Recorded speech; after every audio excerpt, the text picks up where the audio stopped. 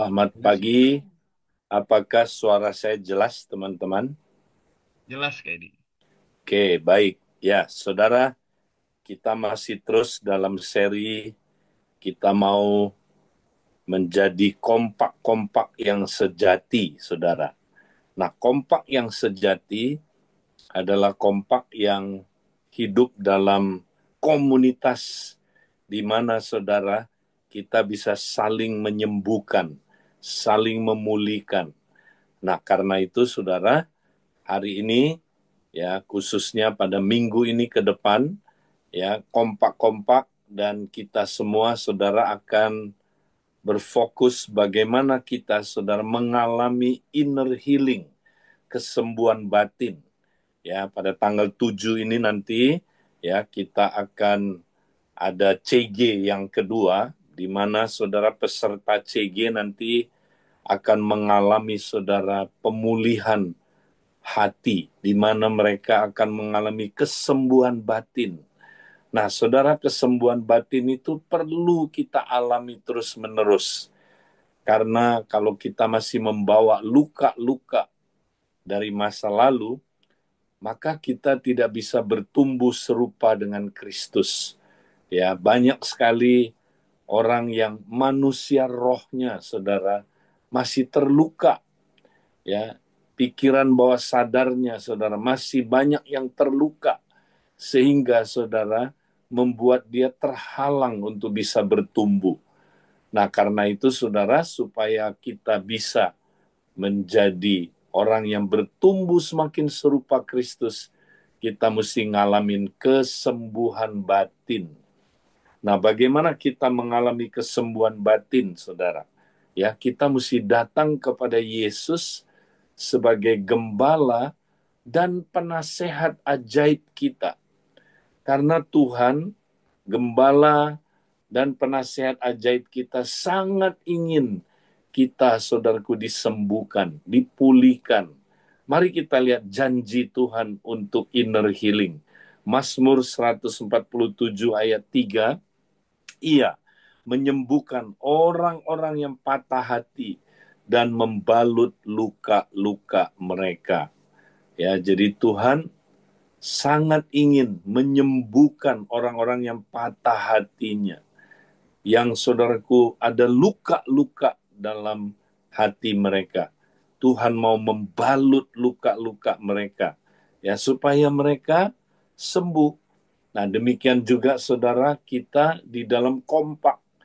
Kalau kita di dalam kompak, saudara, mengandalkan Yesus, gembala dan penasehat ajaib kita, kita pasti akan mengalami kesembuhan. Kesembuhan dari saudara luka-luka batin kita. Ya, di dalam Yakobus 5 ayat 16 dikatakan, karena itu hendaklah kamu saling mengaku dosamu dan saling mendoakan supaya kamu sembuh. Nah, kesembuhan ini termasuk kesembuhan batin, saudara.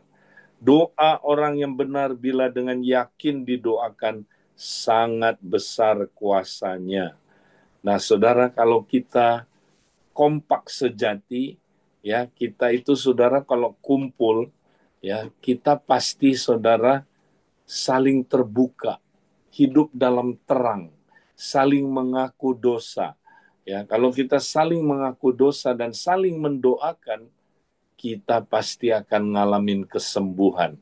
Dan kalau kita sembuh, saudara, maka kita menjadi kompak yang sangat luar biasa. Ya, yang saudaraku doanya ya dijawab Tuhan.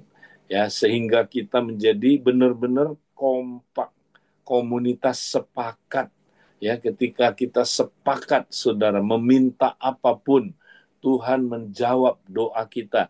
Kita boleh menggunakan kunci-kunci kerajaan sehingga saudaraku, ya, kita menjadi kompak yang kalau berdoa dijawab Tuhan, kompak yang kalau melayani saudaraku, ya, orang-orang, maka orang-orang itu akan dipulihkan, ya, kompak yang kalau menginjil, ya saudaraku, maka ada kuasa ya di dalam penginjilan itu sehingga kita bisa memenangkan jiwa. Nah, makanya saudara, Mari kita jadi kompak yang sembuh dulu, ya. Nah, banyak sekali kompak, saudara, nggak percaya satu dengan yang lain, terluka, banyak luka-luka, saudara. Nah, makanya kita perlu, ya, mengalami kesembuhan batin di dalam kompak itu, saudara. Nah, Yesus, saudara, itu yang ada di tengah-tengah kompak kita. Dia adalah penasehat ajaib kita. Next. Ya, makanya kita mesti datang sama gembala dan penasehat ajaib kita. Kalau kita domba-dombanya, saudara, kita pasti bisa mendengarkan suara dari gembala kita. Kalau kita domba, ya, kecuali kita bukan domba, saudara, kita kambing, ya. Kambing itu gambaran orang Kristen, ngakunya Kristen tapi belum lahir baru. Domba itu gambaran orang-orang yang sudah menerima penebusan Kristus, ya, itu domba. Aku memberikan nyawaku bagi domba-dombaku. Ya, jadi domba-domba adalah orang yang sudah menerima penebusan Kristus sehingga mereka, saudara, lahir baru. Nah, mereka bisa dengar suara gembalanya. Ya, mereka bisa mengalami Kristus sebagai gembalanya. Ya. Nah, bukan hanya itu, saudara. Kristus itu penasehat ajaib kita. Ya, sebab saudara di sini dikatakan, ya, Yesaya 9 ayat 5, sebab seorang anak telah lahir untuk kita, seorang putra telah diberikan untuk kita, lambang pemerintahan ada di atas bahunya, dan namanya disebut orang penasehat ajaib, Allah yang perkasa, Bapa yang kekal, Raja damai.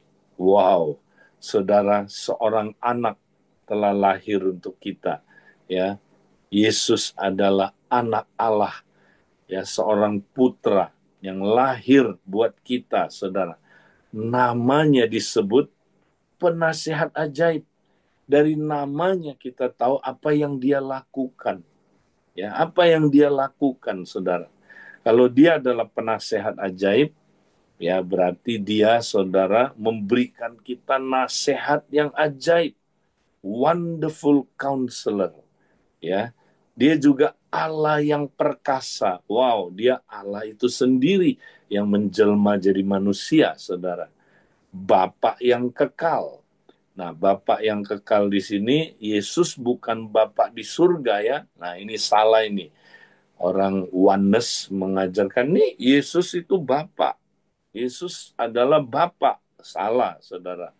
Bapa di sini maksudnya sumber, ya, atau apa, saudaraku, dialah sumber dari kekekalan, ya.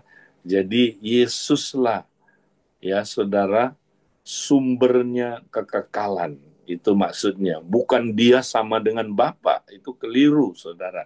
Itu ajaran oneness sesat itu, ya. Jadi dia bukan Bapa, dia bukan dulu dia Bapak, sekarang dia jadi anak, ya, waktu datang ke dunia ini. Bukan. Bapak yang kekal itu dia, ya, saudara, sumber kekekalan. Ya, dialah, saudaraku, yang menyebabkan ada kekekalan, ya, saudara. Itu dia. Kemudian dia juga disebut Raja Damai. Wow. Ya, bayangin, saudara. Kalau kita ketemu Raja Damai, ya, berarti hidup kita, saudaraku, damai. Ya, kita damai dengan Allah, damai dengan diri sendiri, damai dengan orang lain, saudara. Nah, ini, saudara, dia Raja Damai yang bisa memberikan kita damai.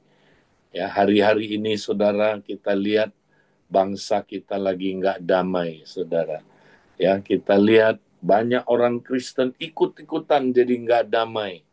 Ya, tapi saudara, kalau kita mau mengalami kedamaian, kita mesti datang kepada Raja Damai kita.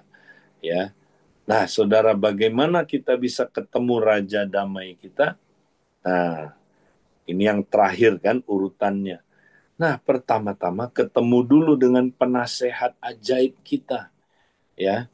sehingga dia bisa memberikan kita nasihat-nasihat yang ajaib, ya, yang membuat kita, ya, akhirnya saudara kita bisa hidup damai, ya, kita bisa, saudaraku, mengalami kedamaian yang luar biasa itu. Nah, apakah saudara mau mengalami Yesus sebagai penasehat ajaib kita? Nah, apa artinya dia adalah penasehat ajaib? Ya, penasehat ajaib artinya Yesus memberikan nasihat yang bijak dan ajaib di luar pengertian manusia untuk memberikan pencerahan dan solusi bagi pergumulan dan problem manusia, saudara. Saudara, ya, Yesus bukan sekedar penasehat, ya, dia tapi penasehat yang ajaib. Ya, dia memberikan nasihat yang bijak dan ajaib di luar pengertian manusia.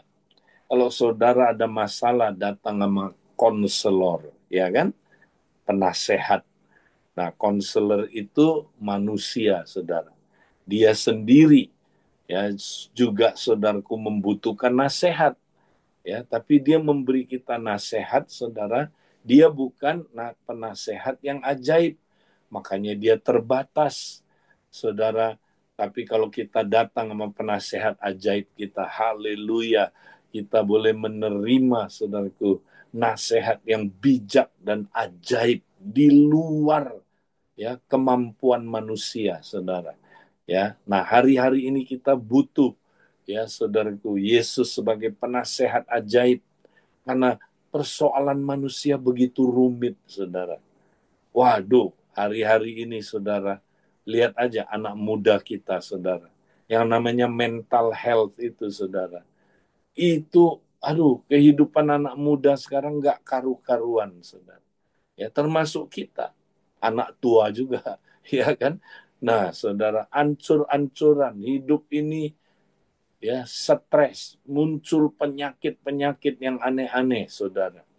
Ya, penyakit jiwa sekarang aneh-aneh, ya, tambah terus istilah-istilah baru yang saudara zaman saya nggak pernah dengar itu, ya. Kasus orang bunuh diri makin tinggi, saudara, ya, banyak sekali. Nah, apalagi ini, ya, keadaan bangsa kita lagi keadaannya seperti ini, saudara, ya. Kita sedang hidup dalam masa yang amat kacau, saudara. Makanya kita perlu penasehat ajaib kita. Ya, dia bisa memberikan kita nasihat yang bijak dan ajaib di luar pengertian manusia untuk memberikan pencerahan dan solusi bagi pergumulan dan problem manusia, saudara. Makanya mari kita datang kepada dia, ya. Nah, di sini Craig Hill bilang begini, saudara. Hanya ada satu pelayanan Yesus, yaitu pelayanan Yesus Sang Mesias. Dan dia diundang, kita diundang untuk berpartisipasi dalam pelayanannya. Ya, saudara, kita diundang untuk masuk dalam pelayanan Yesus Sang Mesias, Sang Penasehat.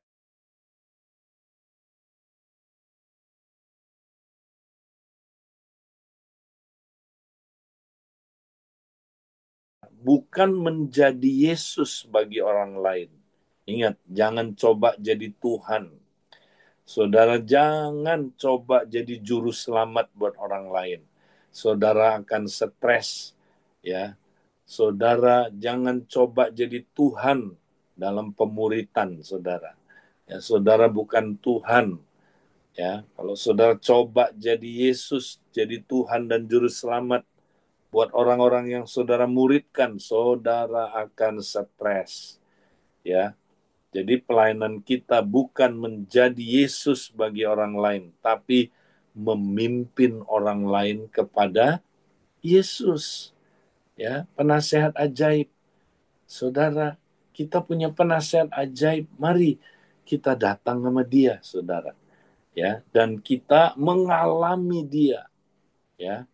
Dan kita bisa bawa orang ketemu dia, sang penasehat ajaib itu. Nah, kita lihat ada sebuah cerita di dalam, saudaraku, Injil Markus, ya. Next, masih ingat saudara? Markus 2 ayat 3 sampai 4. Ada orang-orang datang membawa kepadanya seorang lumpuh, digotong oleh 4 orang. Tetapi mereka tidak dapat membawanya kepadanya karena orang banyak itu. Lalu mereka membuka atap yang di atasnya. Sesudah terbuka, mereka menurunkan tilam tempat orang lumpuh itu berbaring. Ya, saudara, ada 4 orang begitu, ya, mereka begitu, ya, sangat ingin, rindu melihat temannya seorang yang lumpuh bisa sembuh, saudara. Maka mereka ini 4 orang ini luar biasa. Digotong temannya, saudaraku, ya, yang lumpuh ini. Tapi waktu mereka mau bawa ketemu Yesus sang penasehat ajaib, ya, mereka punya apa, saudaraku, problem. Ya, nggak bisa masuk karena begitu banyak orang, saudaraku, di dalam ruangan itu. Tapi apa yang mereka lakukan, saudara? Mereka nggak habis akal. Ini luar biasa ini. Ya, mereka manjat ke atas, saudaraku, atapnya dibongkar, lihat gambarnya. Mereka turunkan orang ini, saudara. Dan akhirnya orang ini ketemu Tuhan Yesus, ya, sang penasehat ajaib itu. Ya, ketika mereka, ya, membawa orang ini ketemu sang penasehat ajaib, bereslah, saudara. Sang penasehat ajaib itulah yang bekerja. Sang penasehat ajaib itulah yang memberikan nasihat yang ajaib. Sang penasehat ajaib itu bukan hanya bisa memberi nasihat yang ajaib, tapi dia punya kuasa menyembuhkan, saudara. Punya kuasa memulihkan. Punya kuasa bahkan mengampuni dosa, saudara. Wow, orang ini, saudaraku, bukan hanya, saudaraku, ya, dia sembuh secara jasmani, tapi dia juga sembuh secara rohani, saudara. Puji Tuhan, saudara, ya, hari-hari ini banyak orang butuh berjumpa dengan penasehat ajaib. Maukah saudara dan saya menjadi orang seperti 4 orang ini, bisa membawa orang lain berjumpa dengan penasehat ajaib, saudara? Wow. Nah, kalau kita, ya, bisa membawa orang itu ketemu penasehat ajaib itu, pasti penasehat ajaib itu akan menyatakan diri, ya, karena dia penasehat ajaib. Karena dari namanya kita tahu apa yang dia suka lakukan. Jadi, saudaraku, ya, mari kita jadi orang-orang seperti 4 orang ini yang mau membawa temannya, ya, supaya berjumpa, encounter dengan sang penasehat ajaib. Itulah pelayanan yang paling penting, saudara. Ya, nah, saudara, jadi kita di dalam kompak, jadilah orang, ya, seperti 4 orang ini yang membawa teman kompaknya yang mungkin terluka, yang mungkin, saudaraku, perlu jawaban dalam hidupnya, supaya dia ketemu dengan sang penasehat ajaib. Saudara mau jadi orang yang demikian? Nah, jadi saudara, kalau ada orang yang bawa, ya, orang lain kepada sang penasehat ajaib, maka terjadi kesembuhan itu. Ya, memang kita sendirian juga bisa kalau mau ketemu sang penasehat ajaib. Tapi kalau saudara lihat dalam kenyataannya dan di dalam Alkitab, ya, kita perlu orang lain, saudara. Ya, kita perlu orang lain bawa kita, tolong kita, ya, supaya kita bisa ketemu dengan sang penasehat ajaib ini. Nah, mari kita sekarang, saudaraku, akan melihat apa prinsipnya, ya, dan bagian-bagian yang diperlukan, ya, sebagai apa, saudaraku, tanggung jawab bagian-bagian ini, ya, sehingga terjadi, saudara, kesembuhan, sehingga terjadi, ya, orang mengalami, saudaraku, Kristus sebagai penasehat ajaib. Nah, Kalau kita lihat dalam cerita ini, saudara, ya, kita lihat ada 3 bagian, saudara, yang mengerjakan bagiannya, saudara. Ya, yang pertama, bagian si pembawa jiwa. Ya, si pembawa jiwa, saudara, dia sadar Kristus itu ada di mana. Ya, maka dia bawa orang itu ketemu Kristus. Ya, kemudian saudara, ketika orang itu udah bisa ketemu Kristus, beres, ya kan saudara? Karena ya nanti Kristus bisa apa saudara menyatakan diri kepada orang itu karena dia berjumpa dengan Kristus. Nah, waktu dia berjumpa dengan Kristus, saudara, maka dia bisa dengar suaranya Kristus. Dia bisa mendengarkan pengarahan dari sang penasehat ajaib. Sehingga saudara dia bisa ya taat kepada pengarahan dari ya siapa saudaraku Yesus penasehat ajaib itu, sehingga ya dia mengalami apa saudaraku kesembuhan ya. Nah, ingat saudara, tugas kita adalah kita membawa orang ketemu siapa? Kristus sang penasehat ajaib ya. Dan kita encourage orang yang kita bawa itu supaya dia, saudara, encounter dengan Kristus, berjumpa dengan Kristus, ya, mendengar suaranya Kristus. Jadi kita, saudara, tolongin orang yang kita bawa itu, ya, supaya dia ngerti, oh, bagaimana bisa berjumpa dengan Kristus, ya, kita ajarin dia kalau dia belum ngerti. Ya, tapi kalau dia udah ngerti, mudah kan? Bagaimana berjumpa dengan Kristus, bagaimana dengar suaranya, ya, sehingga kalau bisa dengar suaranya, saudara, ya, maka pasti dia akan mengalami, ya, semua persoalan yang dia sedang hadapi, saudaraku, dia mendapatkan, ya, nasihat dari sang penasehat ajaib, ya, yang saudaraku mau menyembuhkan dia, memulihkan dia, melepaskan dia dari semua ikatan-ikatan yang mengikat dia sehingga dia mengalami kemerdekaan, kemenangan, ya. Nah, itu tugas dari pembawa jiwa. Nah, sekarang kalau kita bawa orang ketemu Yesus, saudara, apa bagian dari Yesus sang penasehat ajaib? Ya. Nah, ini perhatikan ya, saudara, ini penting. Kristus akan selalu menyatakan tipu daya kepercayaan yang salah. Selalu, saudara. Ya, jadi Kristus itu sang terang itu, saudara. Kalau terang itu datang, kegelapan akan di-expose, saudara. Jadi kalau kebenaran datang, tipu daya pasti akan di-expose. Jadi kalau Yesus itu, saudara, memberi nasihat, ya, dia akan menyatakan tipu daya yang menipu kita. Kepercayaan yang salah yang ada di dalam diri kita. Dan dia akan menggantikan ya tipu daya kepercayaan yang salah itu dengan kebenaran, dengan kepercayaan yang benar. Ya, sehingga terjadi kesembuhan atau pemulihan. Ya.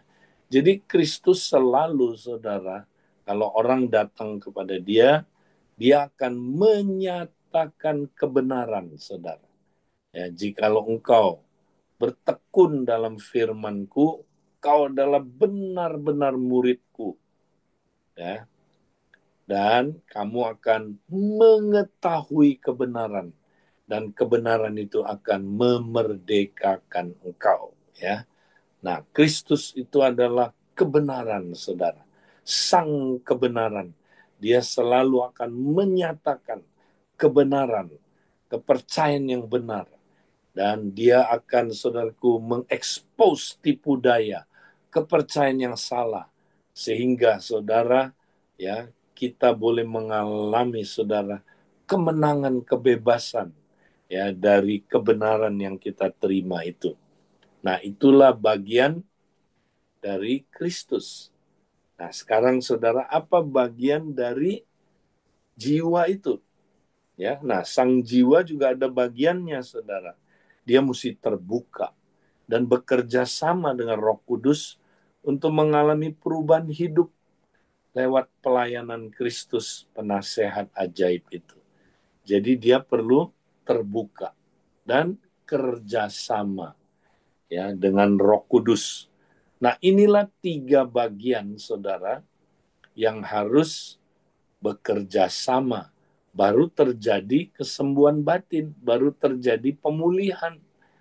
Nah, sekarang, saudara, ya karena waktu kita nggak banyak, saya akan fokus bagaimana si pembawa jiwa ini menolong agar orang yang dia bawa kepada Kristus itu bisa mendengar suaranya Kristus. Nah, ini kuncinya, saudara. Ya, jadi dalam inner healing nanti kita mesti bisa dengar suara Kristus, ya. Nah, bagaimana mendengar suara Kristus? Pertanyaannya begini, apakah kita bisa mendengar suara Kristus, saudara? Ya, oh pasti bisa. Kenapa? Tadi kita udah baca ayatnya, saudara. Kalau kita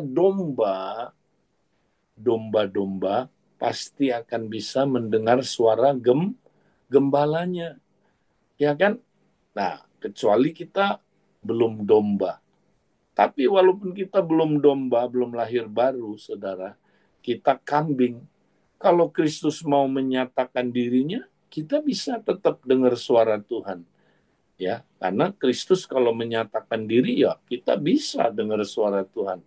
Seringkali dalam inner healing, saudara, ada orang yang belum percaya Tuhan menyatakan diri, ya bicara, dia bisa dengar suara Tuhan. Apalagi kita domba, pasti kita bisa dengar, saudara, suara Tuhan. Nah, kalau kita nggak bisa dengar suara Tuhan, berarti apa, saudara? Ada penghalang dalam mendengar suara Tuhan. Nah, hari ini saya mau fokus, saudaraku, kita melihat ya 7 hal penghalang mendengar suara Tuhan. Ya, nah, jadi coba kita cek kalau kita nggak bisa dengar suara Tuhan, saudara. Biasanya ya 1 dari antara 7 hal ini, atau mungkin kita punya beberapa penghalang-penghalang mendengar suara Tuhan. Pertama, saudara, kalau ada dosa yang belum diakui, ya seperti Yesaya 59 bilang, yang menjadi penghalang antara Tuhan dan kita adalah dosa-dosa kita. Ya, makanya kita perlu beresin, saudara. Kalau ada dosa yang kita belum akui dengan Tuhan, ya saudara, kita perlu langsung akui. Ya, coba sekarang saudara cek, ada nggak dosa yang saudara belum akui dengan Tuhan? Ketika ada, nah ini bisa jadi potensi menghalangi saudara dengar suara Tuhan. Ya, makanya saudara ya bereskan nama Tuhan. Atau dengan seseorang, saudara. Dosa yang saudara simpen, saudara belum akui, ya, dan itu saudara jadi penghalang saudara bisa dengar suara Tuhan. Ya, ayo saudara, ada nggak misalnya saudara suka menghakimi orang itu, ya, menghakimi, wah itu orang kurang ngajar, wah. Nah, kalau saudara terus menghakimi dia, saudara, itu dosa yang apa, saudara? Yang dibilang kalau kita menghakimi, ukuran yang sama balik ke kita. Ya, kita juga akan dihakimi. Ya, jangan saudara suka menghakimi. Nah, sekarang minta tunjukin Tuhan wajah orang yang saya hakimi itu. Nanti Tuhan akan tunjukkan, saudara. Oke? Nah, itu penting, saudara ya. Jadi dosa yang belum diakui. Kedua, kesombongan, saudara. Saya nggak perlu suara Tuhan. Ya, saya bisa hidup sendiri kok. Ya, kadang-kadang kita nggak sadar, saudara. Kita seperti hidup nggak perlu Tuhan. Nah, orang yang begini, saudara, dia nggak bisa dengar suara Tuhan. Kenapa? Loh, dia nggak butuh kok. Ya, jadi dia nggak butuh Tuhan. Orang sombong adalah orang yang ya nggak perlu Tuhan, saudara. Ya, dia hidup nggak perlu. kasih karunia Tuhan. Ya, makanya dibilang Allah melawan orang sombong, tapi memberi kasih karunia kepada orang yang rendah hati kan. Orang rendah hati itu orang yang butuh Tuhan. Makanya orang yang butuh Tuhan pasti kalau dia ya tanya, dia dengar suara Tuhan, saudara. Karena Tuhan akan bekerja. Air itu mengalir ke tempat yang rendah, saudara. Ya, kalau kita sombong, kita nggak bisa dengar suara Tuhan. Ketiga, kita kepahitan. Nah, nanti saudara lihat ya, dosa-dosa yang merusak tubuh itu yang paling hebat itu adalah apa, saudara? Kepahitan. Itu membuat kita mendukakan Roh Kudus, saudara. Nah, kalau Roh Kudus berduka cita, yang dia nggak mau ngomong. Makanya orang yang punya kepahitan, ya, punya dosa mendukakan Roh Kudus nggak mau ngomong. Makanya dia sampai kapan nggak dengar-dengar suara Tuhan. Oke? Nah, yang keempat adalah distraction, gangguan. Nah, ini 1 Petrus, saudara ya. 1 Petrus bilang, saudara, 1 Petrus pasal yang keempat ayat 7, ya, kesudahan dari segala sesuatu sudahlah dekat, ya. Karena itu kuasai dirimu, ya, supaya kamu dapat menjadi tenang dan apa? Berdoa, supaya kamu dapat berdoa. Jadi saudara, distraction itu gini. Jadi saudara bangun pagi gitu ya. Pertama yang saudara lihat apa, saudara? Bukan koram Dio, saudara. Koram apa, saudara? Koram Netflix, ya. Koram apalagi, saudara, YouTube, ya. Koram, ya, Facebook dan sebagainya. Nah, ini gangguan-gangguan ini, saudara. Maka orang nggak bisa jadi tenang, saudara. Ya, karena gangguan-gangguan ini. Kalau orang nggak tenang, nggak bisa berdoa. Doa itu kan bukan hanya kita ngomong sama Tuhan, Tuhan ngomong sama kita juga kan, dialog kan. Makanya saudara, ayo belajar jadi tenang. Ya, praktekkan saudaraku disiplin. Ya, apa itu saudara namanya? Ya, disiplin menyendiri dan berdiam diri. Oke, lanjut. Ya, berikutnya, penghalang berikutnya adalah keraguan, tidak percaya. Ya, ini Ibrani pasal yang ke-11 ayat yang ke-6, ya, nanti baca. Orang yang berbalik kepada Tuhan, orang yang datang kepada Tuhan harus percaya bahwa Tuhan ada dan bahwa Tuhan, ya, memberkati orang yang sungguh-sungguh mencari Dia. Jadi saudara jangan ragu. Ya, Tuhan sangat ingin menyatakan diri. Tuhan sangat ingin berbicara kepada saudara. Jangan ragu. Ya, apalin Ibrani 11 itu, saudara, ayat 6 itu. Itu janji Tuhan, ya. Dia sangat ingin berbicara kepada orang yang sungguh-sungguh mencari Dia, saudara. Ya, mari kita sungguh-sungguh mencari Dia. Ya, Dia mau memberi upah kepada orang yang sungguh-sungguh mencari Dia. Ya, kemudian yang keenam, okultisme yang belum dituntaskan, saudara. Okultisme yang belum dituntaskan. Jadi bisa aja kayak Simon, tukang sihir. Hatinya masih apa, saudara? Pahit dan hatinya jahat. Karena dia mau jual beli karunia-karunia, saudara. Dia pikir ya, dia itu dukun dulu kan, dia cari uang pakai apa, saudara? Ya, pakai ilmu-ilmunya. Jadi dia pikir ini ilmu keren, ini ilmu Roh Kudus, ya. Tumpang tangan orang bisa bahasa roh, ih hebat banget ini. Tumpang tangan orang bisa penuh Roh Kudus, dia tawarin duit. Petrus, berapa duit karunia Roh Kudus? Saya bayar dong. Nggak bisa, saudara. Dia masih praktek okultisme, ya. Jadi dia belum beres, saudara, belum tuntas. Makanya ditegur sama Petrus. Kalau kamu belum tuntas, belum beres, kamu nggak bisa terima baptisan Roh Kudus, ya. Nah, jadi ada orang yang okultismenya belum dituntaskan, ya. Bisa itu jadi penghalang mendengar suara Tuhan, saudara. Nah, yang terakhir, ekspektasi yang salah. Artinya gini, saudara. Banyak orang bilang begini, kalau saya nggak ketemu malaikat di rumah saya nggak percaya itu suara Tuhan. Ya, saya harus dengar suara yang audible, baru saya percaya itu suara Tuhan. Nah, ini ekspektasi yang salah. Ya, nggak semua orang mendengar suara Tuhan lewat malaikat. Nggak semua orang mendengar suara Tuhan lewat binatang. Nggak semua orang mendengar suara Tuhan lewat yang audible. Itu ekspektasi yang salah. Makanya dia nggak dengar-dengar. Padahal Tuhan ngomong sama dia. Ya, Tuhan ngomong, tapi dia nggak dengar karena dia punya kepercayaan yang salah. Mendengar suara Tuhan itu harus yang saudara? Yang supra alami, yang aneh-aneh ya.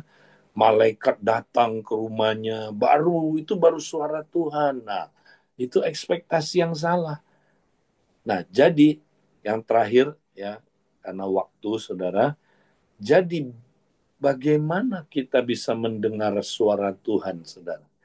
Nah, supaya kita nggak punya ekspektasi yang tadi yang salah, saudara. Mendengar suara Tuhan itu ya sebenarnya simple, saudara, sederhana. Tuhan itu ya tiap hari ya ngomong sama saudara. Cuman saudara nggak memperhatikannya. Karena saudara punya ekspektasi, kalau malaikat datang itu baru suara Tuhan. Ya, nah, maka Amsal mengajarkan kita, saudara. Ayat 20 sampai 21 dia bilang gini, "Hai anak, perhatikanlah perkataanku. Perhatikan firmanku, ya, perkataanku." Jadi kita mesti perhatikan, ya. Nah, perhatikan perkataannya Tuhan. Masalahnya karena kita nggak, Tuhan sebenarnya ngomong sama kita, cuman kita nggak memperhatikannya. Ya, nah gimana caranya, saudara? Kita tahu, saudaraku, suara Tuhan. Nah, Tuhan ngomong kepada kita itu biasanya lewat indera apa? Nah, ini dia.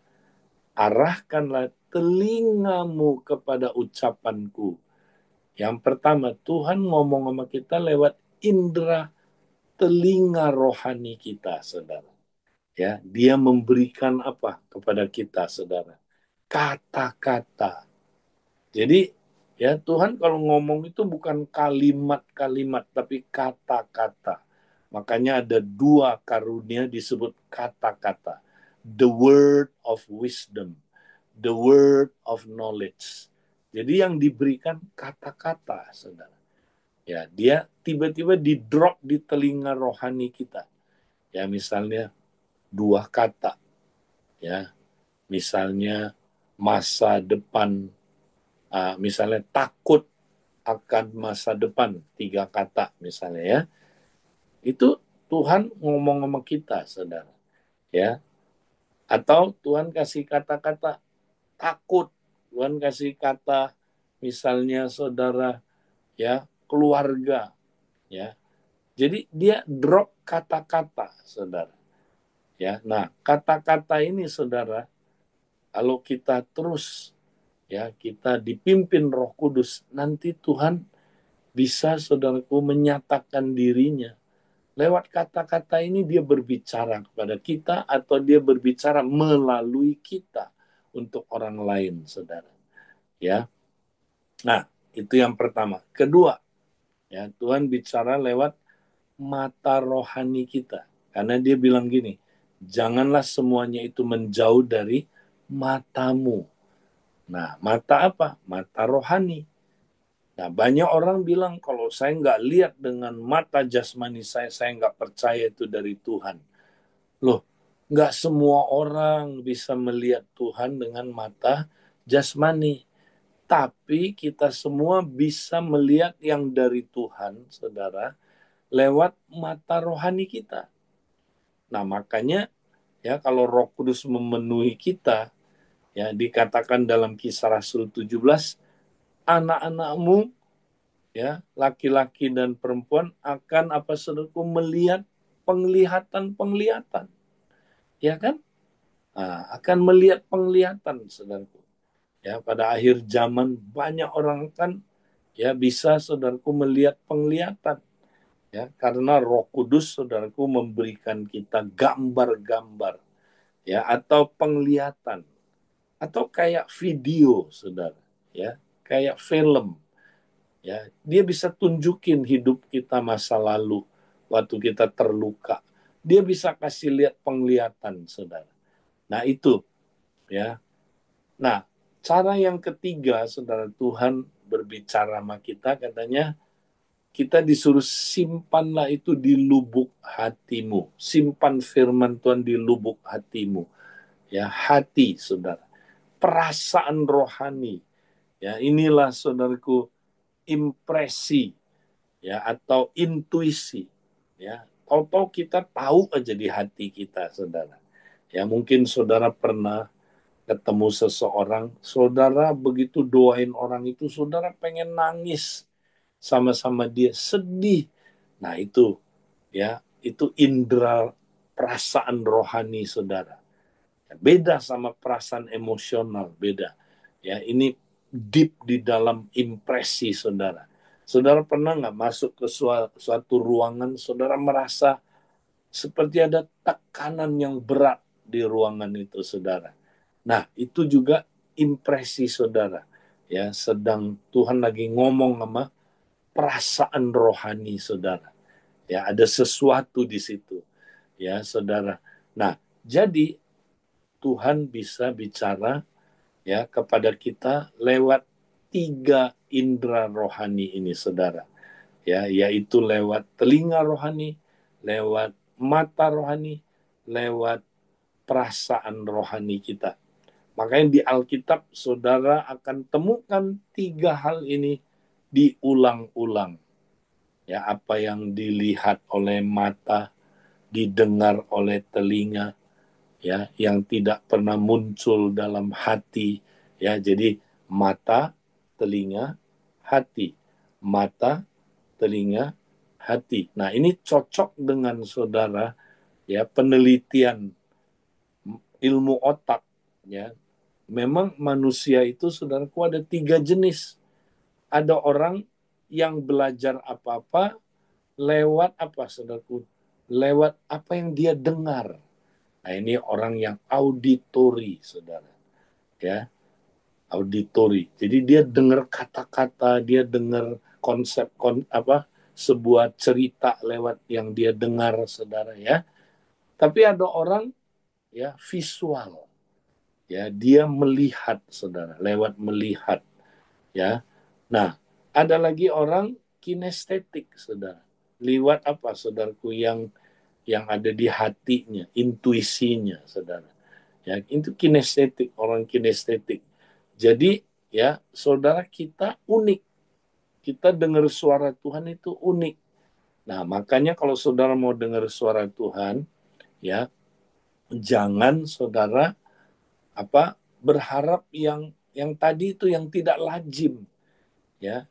Kalau saudara berharap malaikat datang, ya, saudara, suara yang audible, ya, dia ngomong lewat binatang, dia ngomong lewat gempa bumi, ya, lewat tsunami, ya, bisa aja. Tapi itu tidak lazim, saudara. Tapi mari kita, saudara, tiap hari, ya, kita mau dipenuhi dengan Roh Kudus. Nah, nanti Roh Kudus akan mengurapi telinga rohani kita, ya. Dia mengurapi mata rohani kita dan mengurapi perasaan rohani kita sehingga kita peka bisa mendengar suara Tuhan. Nah, ini yang saya mau sampaikan hari ini. Saya mohon maaf, saudara, setelah ini saya harus ke MCD yang lain. Nah, saya serahkan kembali.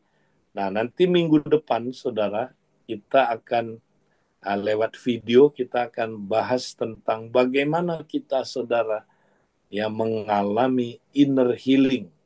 Ya, lewat apa, saudara? Lewat komunitas kompak kita.